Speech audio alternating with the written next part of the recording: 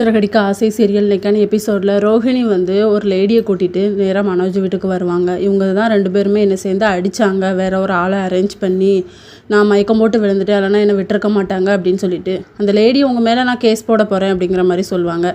இவங்க பையன் கூட வாழக்கூடாதுன்னு சொல்லி என்னை அடித்தாங்க அப்படின்னு சொல்லிட்டு உடனே விஜயா வந்து நான் அப்படிலாம் சொல்லலை, இவ வந்து போலியான சாமியாரை வீட்டுக்கு வர வச்சு என் தாலி பாக்கியத்தும் இல்லைன்னு சொன்னால் அதனால தான் நான் அப்படி பண்ணேன் அப்படிங்கிற மாதிரி சொல்லுவாங்க. அண்ணாமலை கூட திட்டுவாங்க. அப்போ மனோஜ் வந்து இல்லை எங்கள் அம்மா மேலே எந்த தப்பும் கிடையாது, நான் தான் இப்படி பண்ணேன் அப்படிங்கிற மாதிரி சொல்லுவாங்க. கடைசியில் அந்த லேடி சொல்லுவாங்க நீங்கள் வந்து இந்த டைவர்ஸ் கேஸை வாபஸ் வாங்கிட்டு ஒழுங்காக உங்கள் மருமகளை வீட்டில் வச்சு வாழ வழியை பாருங்கள் அப்படின்னு சொல்லி நீ வந்து மனோஜ்கிட்ட மனோஜ் நான் உன்னை ரொம்ப விரும்புகிறேன், உன் கூட தான் நான் வாழ போகிறேன் அப்படிங்கிற மாதிரி சொல்லிட்டு கிளம்பிடுவாங்க. இன்னொரு பக்கம் முத்து வந்து திட்டுவாங்க, ஏன்டா ஒரு பொண்ணை வர வச்சு இப்படி அடிச்சிருக்கே அப்படின்னு சொல்லிட்டு. ஆமாம், ஜெயிலுக்கு போகிறவனுக்கு தானே அந்த கொடுமை என்னென்ன நடக்குன்னு தெரியும், எங்களுக்கு என்ன தெரியும், எங்களுக்கு என்ன சட்டமாக தெரியும் அப்படிங்கிற மாதிரி சொன்ன உடனே மீனா வந்து திட்டுவாங்க மனோஜ். அவர் உங்கள் நல்லதுக்கு தான் சொல்லுதாரு, உங்களுக்கே புரிய மாட்டேங்குது அப்படின்னு சொல்லிட்டு.